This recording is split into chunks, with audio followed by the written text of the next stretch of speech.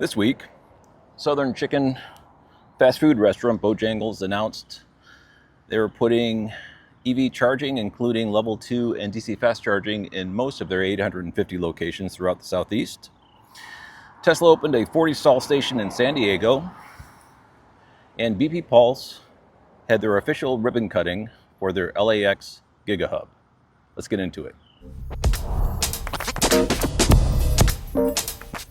For your chance to drive off in a brand new electric vehicle and support a nonprofit? Well, one of the best nonprofits fighting for clean energy is running their 7th annual EV Raffle for the planet, and it's their biggest yet. Here are 3 reasons why you should buy a ticket today to support our friends at the CCAN Action Fund. Number 1, amazing odds. For the first time, each ticket gives you 3 chances to win an electric car. Even better, only 10,000 tickets will be sold. Those are great odds. Reason number 2, the prizes are stunning. The grand prize winner gets to pick from 6 luxury EVs. The rugged R1S, the powerful R1T, the brand new Lucid Gravity, the sleek Lucid Air, the bold Porsche Macan EV, or the iconic Porsche Taycan. Yeah, and those are all great cars, and again, you get to pick which one. The second place winner gets to choose from a Volkswagen ID Buzz or a Hyundai Ioniq 5. And there's a third place winner, a Chevy Equinox EV. Even better, the group will cover state and federal taxes. Oh, but what about tariffs? Well, no problem, they cover those too. Reason number 3, the CCAN Action Fund supports clean energy nationwide. So you could win a great EV and support a greener world. It really is kind of a win-win. To enter, check out www.evraffle.org. That's evraffle.org, or simply click the link in the description below. Tickets are only $200. Enter to win today. So I'm here at one of the local Bojangles fast food chains, and it's a brand that's probably not recognizable unless you're in the Southeast. They're unapologetically Southern and headquartered in Charlotte, North Carolina. So most of their 850 locations are throughout the Southeast. And they did this press release this past week. Let me just quickly read some of the highlights. Bojangles, the beloved Southern restaurant chain known for famous breakfast and chicken biscuits and tea, is taking a bold step, making it a first-of-a-kind initiative in the QSR industry. Charging stations will be a variety between level 2 medium and level 3 high-speed charging efficiency with over 97% uptime, making them ready for drivers when they need them the most. There will be a minimum of 4 charging spots per restaurant. And they're going to do a mixed bag of level 2 and DC fast charging at different restaurants, probably depending on where they are. This particular restaurant is pretty close to an interstate, and so they'll probably add some DC fast chargers here. And also the timeline is very aggressive. They were talking about having, here it is, the rollout of EV charging stations at Bojangles will begin in Q4 2025. And fans can expect to take advantage of the EV charging stations to be largely accessible in 2026. So basically a 1-year implementation for 850 stations is pretty darn bold. And it's not going to be every single restaurant, but they say most restaurants will be getting it. Obviously, some of their restaurants are inside airports and things like that. And I'm a northern transplant in the South, so just, you know, when they mention tea in the South, there's something called sweet tea here in the South. And if you're from the North, you're thinking, oh, sweet tea, they probably put a packet of sugar in it and it, you know, makes it taste a little bit sweeter. No. Here in the South, they take like a pound of sugar and they add it to the tea. And it basically is a very sugary, I don't even know how to describe it. And then they fry everything. Everything's deep fried, but sure tastes good. And this restaurant here, unapologetically Southern, as I mentioned, but really good food, very popular in these parts. But mentioning QSR, so in the restaurant industry, QSR stands for quick service restaurant, what we commonly know in colloquial terms as fast food. It's interesting because a large fast food chain adding electric vehicle charging is becoming something that is making more and more sense. And the reason being is when you're filling a car with gasoline, a convenience store has been perfected to be the right service offering to match what's known as dwell time for a gasoline powered vehicle to refuel. And so they coax you to come in and buy some of their goods that are overpriced for the convenience aspect, and that's how they make their money.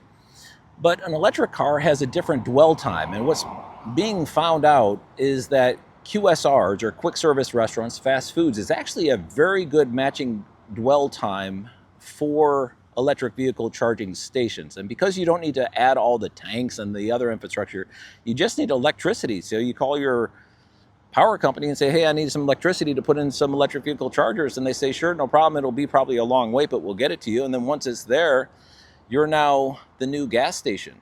And quick service restaurants, I think, are going to become increasingly popular as a result of the matching of dwell time to what a quick service restaurant offers.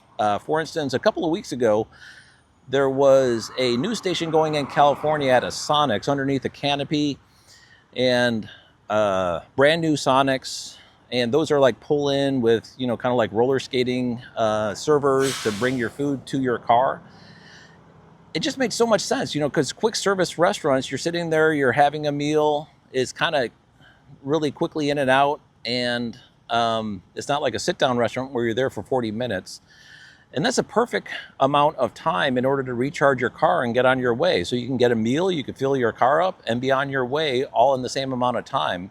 And the proprietor of the quick service restaurant is able to garner additional revenue from the customers that are on their property by offering an additional service of EV charging. So it's a very good match. And I think this type of thing is going to become increasingly common. There was also mention of Waffle houses getting Alpitronic hyperchargers courtesy of BP Pulse. So similarly, I guess Waffle House is not really a quick serve restaurant. They're kind of like on the borderline quick service versus sit down. Although they don't provide over-the-counter serverless food, there are servers. It is very fast meal prep and service. So I'd say Waffle House is probably right on the fringe of QSR designation, and they're getting Alpitronic hyperchargers through a similar type of press release. So it seems to be an increasing trend, and I'm going to go to Tesla in just a second, because the Tesla Diner, actually let's go there now. So the Tesla Diner is similarly to the Sonic that was spotted, a pull in and a server brings your food to you while you charge sort of concept. So it seems as though people have done a lot of analysis on the dwell time of an electric vehicle charging session and say, well, what can we match to this dwell time? And in the case of Tesla, what they developed was a diner with QSR, a quick service restaurant, where the servers bring the food to you, you order in your car, and once you're there, you start charging, the food gets brought. By the time you finish eating, dispose of the waste of the food containers, unless you want to keep the Cybertruck food container for sentimental reasons. You're full up and ready to go on your way. So I'm thinking as the future progresses and the industry evolves, QSR locations are going to become increasingly common. Now, concerning the Tesla Diner, I'm not going to rehash. It's been all over YouTube to death. But one thing I do want to point out, Elon Musk tweeted, and let me read his tweet in full. If our retrofuturistic diner turns out well, which I interpret him to be meaning financially profitable, which I think it will, I agree, Tesla will establish these in major cities around the world, as well as at supercharger sites on long-distance routes. An island of good food, good vibes, and entertainment, all while supercharging. So the Tesla Diner is a prototype. I always thought it was a one and done. I didn't know that the intention was to continue with the concept of Tesla diners and kind of, I don't know if you call it a franchise or whatever, but quick service restaurants deployed to Tesla charging stations makes a great amount of sense. Now, the one difference is it'd have to be at a property that Tesla owns or is able to get a lease for. So most of the time, Tesla supercharger stations are paired with other facilities that are providing services. So Sheets or at a shopping mall or something like that. It would have to be at the bigger sites that they actually own the property for. And this one Tesla diner took forever to conceive and bring to the market and actually commission and open. So hopefully future ones won't take as long, but great matching of services to charging. And I definitely am looking forward to the day where at least, these halo sites throughout the United States at major metropolitan areas and other places around the world where people are able to gather and enjoy the electric vehicle experience with the leadership of Tesla in that area is definitely something to look forward to. So, very cool. I should also mention, with the opening of the Tesla Diner, there is now a Tesla Diner website, which is underneath the Tesla site, which I'll link down below. It's basically just tesla.com/Tesla-Diner. And, it's similar. The Tesla Diner is similar to the announcement of Bojangles here, where quick service restaurants are now becoming a popular location to stick EV charging. Sticking with Tesla, the Supercharger team opened a 40-stall station north of downtown San Diego in a neighborhood called Mission Valley East. It's close to the interchange of Interstates 815 and 805. All three of those interstates kind of converge right near here. And so it's going to be servicing both people on road trips and people in the local community. So it's a really good site selection for Tesla Superchargers, the Supercharger team. Now, one of the sources I commonly use is run by the Alternative Fuels Data Center as part of the federal government. A company that runs a similar data set but operates well above where I could ever aspire is called Parin. Let's go to Bill Farrow, the Chief Technology Officer of Parin, to get an assessment of where the charging industry in the United States currently is. Bill, welcome to the AutoSpec Bits channel. Thanks, Walter. Glad to be here. Is this your first time on AutoSpec Bits? Yes, it is.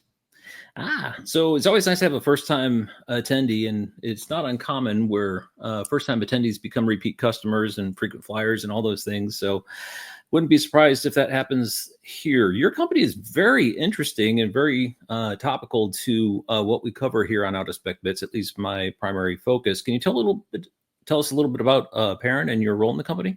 Sure. So I'm the co-founder and CTO. I actually started this business around 3 years ago when news cycles started to pick up on the lack of reliability of the public charging networks in the US. And my goal at that point was to establish a baseline measurement with data, because how can you tell if things are improving unless you know kind of where they're at today? KPIs.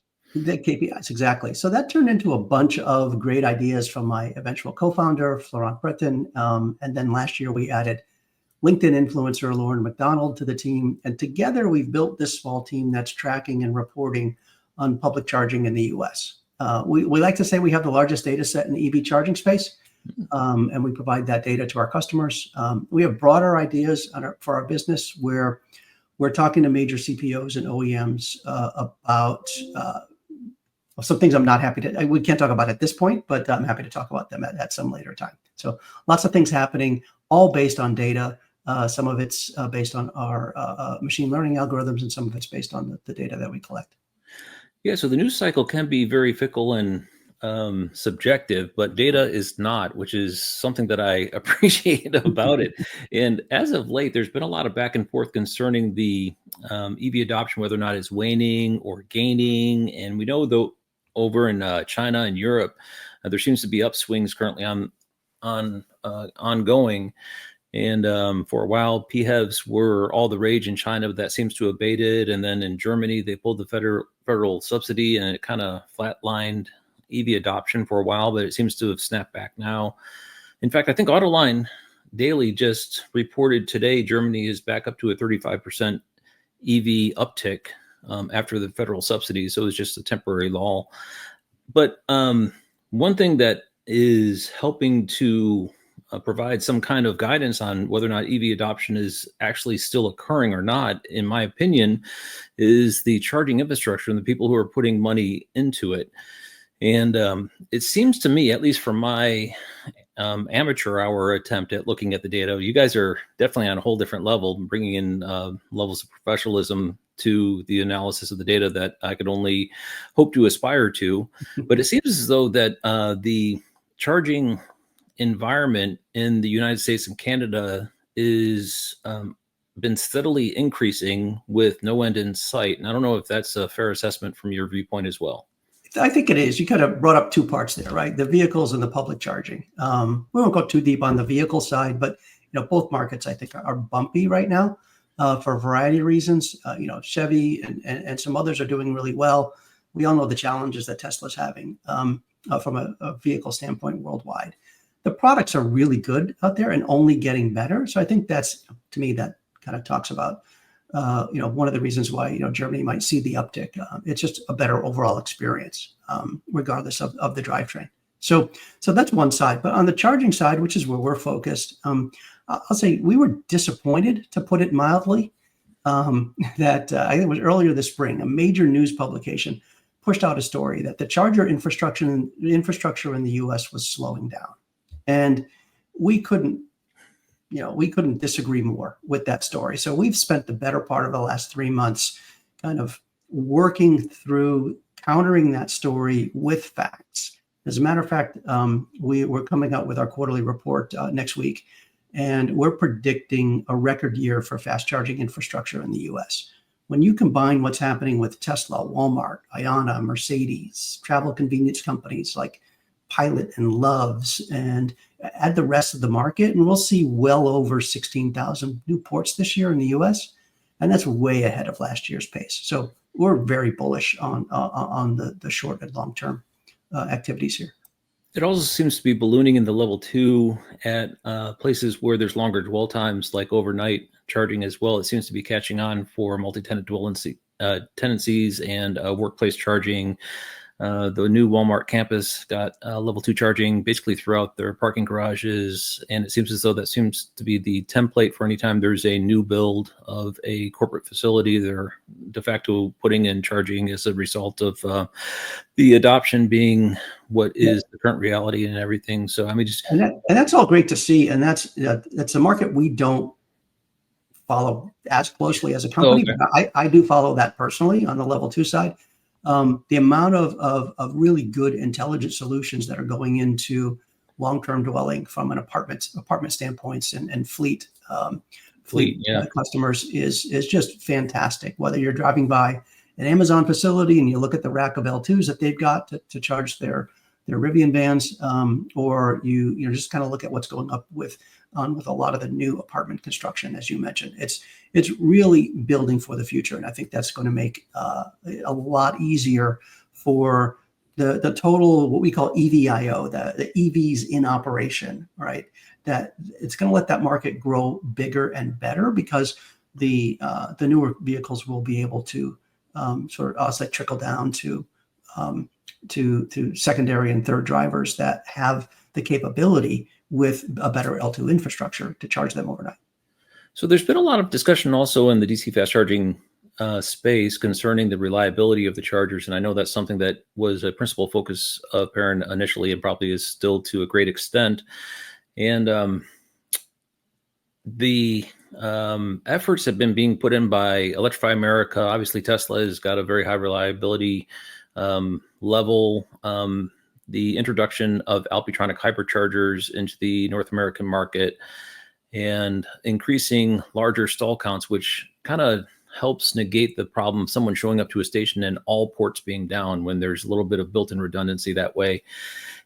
Do you think that it's fair to say that the message we've been hearing that reliability is increasing is realistic?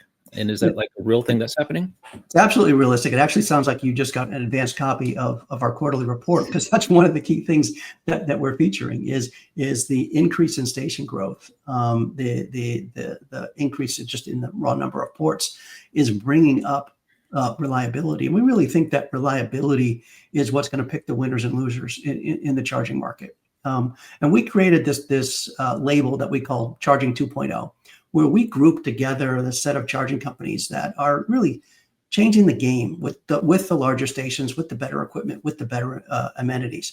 And as these stations get commissioned, they're bringing up the overall reliability indexes, and we see that on a regular basis. Now, not to be outdone, right? The legacy companies, I don't see them going away quietly. We've seen hundreds of older stations that have been refreshed with the latest hardware.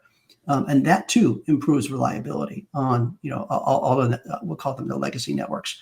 And to me, this is all fantastic news for EV drivers or wannabe EV drivers, because as you say, the days of pulling up to a charging station off the highway and having all the stations be down, or most of them be down, it's 6 chargers, 2 of them are working and there's a queue, right?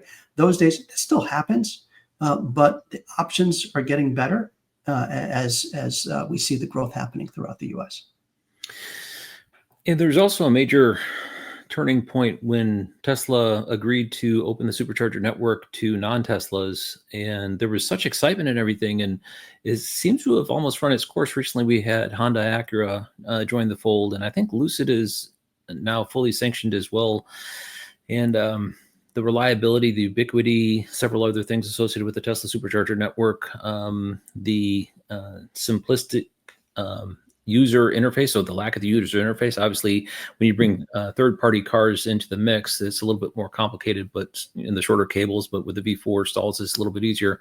But still, there was so much excitement, and there was some thought when that was first occurring that once Tesla opened up the supercharger network, all these other CPOs were just going to have a bunch of empty stalls, and no one was going to go to them anymore because everyone was going to be flocking to the Tesla supercharger network. And has that occurred, or do you have any indication that that is occurring or not occurring?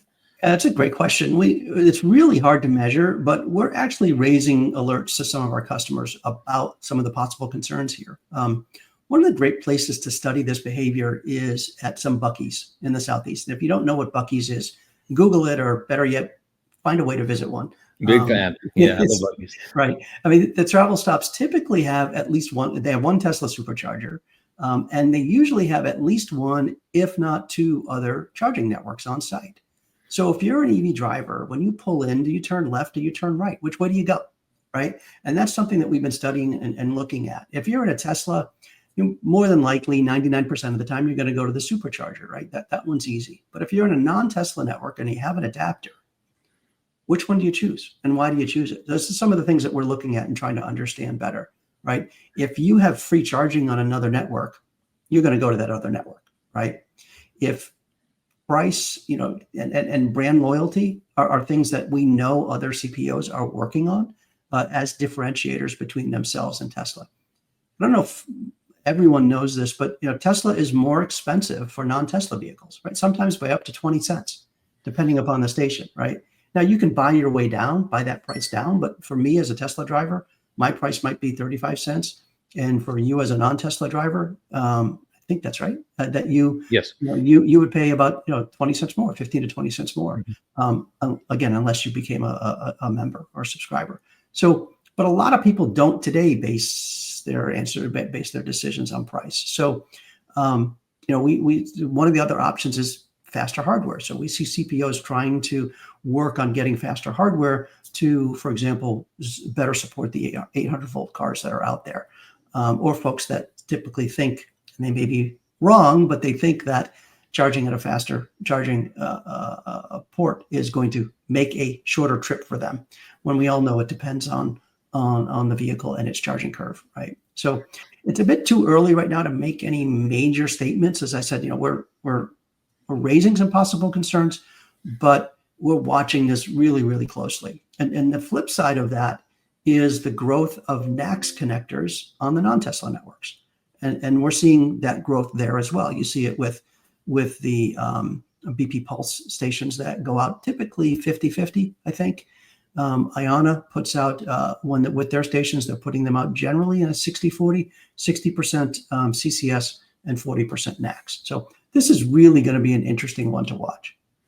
Yeah, and problem solving with the Omni it was Omniport and the Magic Dock are alternate solutions as well. For me, the main problem with Tesla superchargers on V3 stations are the shorter cables with the charge port being in the back quarter panel. But otherwise, I'm actually a Tesla supercharger member currently until the 4th of August because my son has taken possession of my car and been going to and from his girlfriend's house with regularity and very rarely charges at home anymore. So it's the easiest option for him. And so I just did it in order to decrease the cost a little bit. As you say, you could buy your way into lower cost with Tesla Supercharger. Right. So there was a bit of a rough patch. One of the data sources that I personally use, and I believe you at Parin refer to it multiple times, at least from what I've seen, is the Alternative Fuels Data Center, the government-run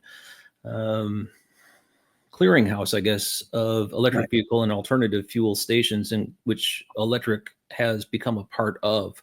It almost seems like all the other alternative fuel stations are slowly starting to die on the vine, and the winner has been all but announced.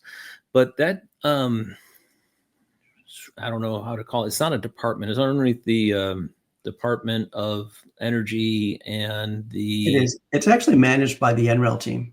And, and they do it. They do it. I think under the DOE. DOT. And they went under the Department of Transportation. Didn't realize that. Yeah. And so they went through a bit of a rough patch earlier this year during the administration transition. I think their fate was being decided, and since then it seems as though they're been given some new life. And you recently posted into LinkedIn how they were going to be using some data hygiene practices in order to ensure the accuracy of the data. And I've also seen some regularity with updates and a few other things. So it almost seems like they've been revitalized. Has that been an indication you've been feeling as well? Yeah, I think in a good way. I mean, it wasn't really publicized, but I don't think I saw it at all. But back in Q1, the NREL team, as I mentioned, they're the ones that manage the database for and again, I believe it's the DOT, that they were told to stop manually updating the AFDC database. And for those who don't follow this closely, I know, Walter, you and I do, because we're geeks in this way, but about 45% of the data in that database is retrieved automatically from APIs. The other 65% is manual data cleansing, prepping, and adding. And guess where Tesla falls? You would think Tesla would be in the API side. They're actually in the manual side. I think because they were an earlier adopter. I don't know for sure, but I think because that's just all that was available at the time, and they just baked it into a standard operating procedure, and here we are. And it never changed. And all of that manual cleansing costs time and money. And without getting too political, they were told to stop spending money, right? And so that they did for Q1. And going back to what we talked about earlier, right? That people use this data, journalists a lot use this data to figure things out and measure the growth of the charging network.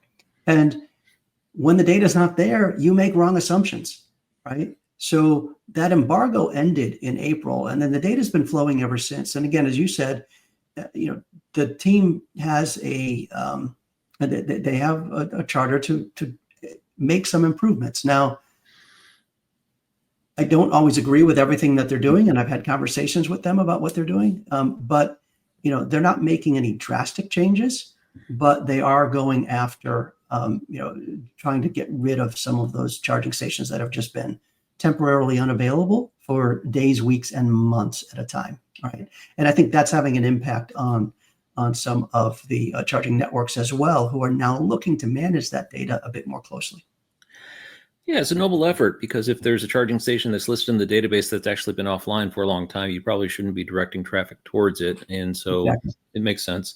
And speaking of which, just last night, I don't know if you all happened to notice over at Parin that there was rather erratic database behavior. And I know I'm getting into the data nerd territory, but any thoughts of what happened with the Alternative Fuels Data Center? There was like a EVgo and a forward charge spike in activity that kind of fluctuated. So if there's bags under my eyes, it's because I didn't go to bed till really late last night. So because I noticed the same thing, right? So to me, this is one of the reasons why we can't rely completely on the AFDC for measuring what's happening. It's a great source for what's in the market today. But if you're looking to see what's the growth of EV charging, you can't rely on AFDC for that. And the reason is what you saw last night. So what happened is EVgo dropped a bunch of their old records for their stations, and they added new ones. And so it made it look like, and there's this one field in that data called open date, and it's when that station is open. Now the station has been open for about 3 years. It went down for some maintenance and came back up again, and all of a sudden now it's got a new record in the database. So 65 new stations showed up last night for EVgo, and in fact, all 65 of those had existing records in the database that were dropped. So what we did last night was basically just cleaned up that data. So we have something that we call our public charger database. And what we do is AFDC is one of many data inputs into that database. And we clean up the AFDC data because it's not always the cleanest. And this is one other thing that we clean up. So the next time you see data from Parin about the growth of the charging infrastructure, know that we're not counting those 65 EVgo stations as brand new for July 25th. I think they were July 24th. We're counting them as, when they actually came in the ground. So we saw something similar in December 12th, I think, of last year. And what we're attributing it to is EVgo has this network, this program that they call their refresh program. And they are going out and as we talked about before, improving reliability by replacing some of their older stations with newer hardware and newer infrastructure. So that is really great. We support that as much as strongly as we can. But in our data, we're not giving them credit for new stations. We do have a field for refresh date. So we updated the refresh date to yesterday on all those stations, and they are still created on whenever they were created originally across the board. Smart. Yeah. So that was, that's something that wasn't expecting to do last night. I think I had another episode of some show on Netflix that was on the plan, but when I saw that, it's like they jumped from 12 to 67 for the 77 for the month, and that just made no sense to me. Mm-hmm. Now on the Ford Charge side, that's interesting because quietly, not a lot of people talk about this one either. Ford has over 250 stations, about 500 to 750 plugs out there, maybe more, that they've installed at their dealerships. And so these are generally 2 to 4 port stations. And it's part of their program that they started a year and a half ago and then killed, but they at least took it to this level. And they've rolled out 250 stations. So they dropped 7 stations. I think that's probably what you saw last night. They dropped 7 stations, which is about 4% of their overall network. And when you look at those 7 stations they dropped, most of them haven't had successful charging sessions in months. Months. And I think they're learning. It's hard to be a CPO. So being a CPO is not easy. This is one of the reasons. Maintaining and keeping, especially when you're on a high growth curve, on a broad network up and running 24/7 is really hard, right? So as much as we complain about CPOs, we all know that their job is extremely hard. It remains to be seen whether or not these are temporarily offline. There is a flag in AFDC that you can put it as temporarily unavailable if you're going to refresh it or fix it. But the fact that they removed them as a whole leads me to believe that, this 7 stations are probably going to be ripped out of the ground eventually.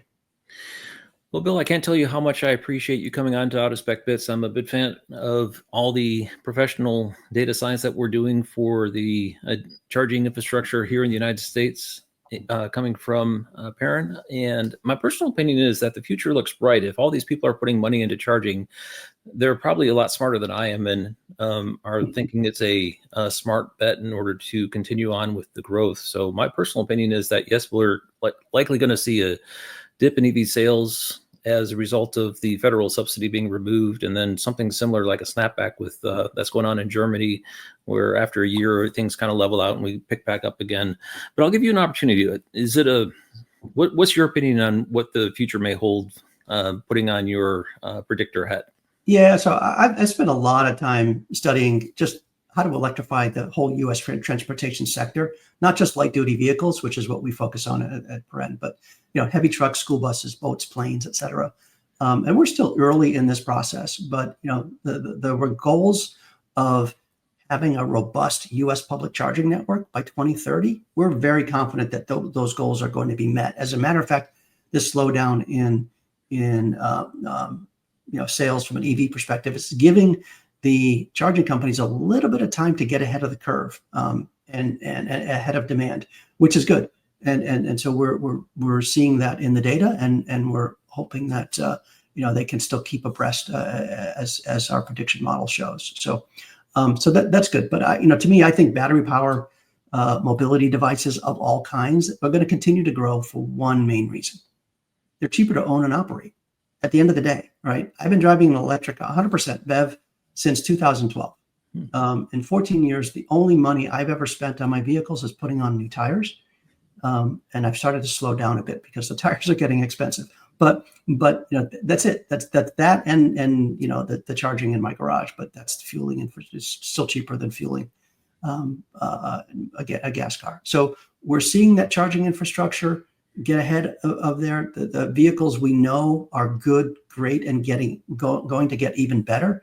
So we're bullish on it. We think there was a prediction, I think, by NREL that there would be anywhere between 30 and 42 million EVs in operation by 2030. We think they're going to be probably on the lower side of that, but I don't think there's any stopping this horse that's out of the barn at this time. Agree completely. Bill Farrow from Parin, Chief Technology Officer, sir. Much appreciated for you coming on Data Spec Bits. My pleasure. Thanks for having me. For those interested, Parin will be hosting their quarterly report, State of the Fast Charging Industry, on a live webinar this next week. The sign-up link will be linked down below in the description. I encourage you. I'm going to be attending. It'll be a very informative session, and apparently they do it every quarter.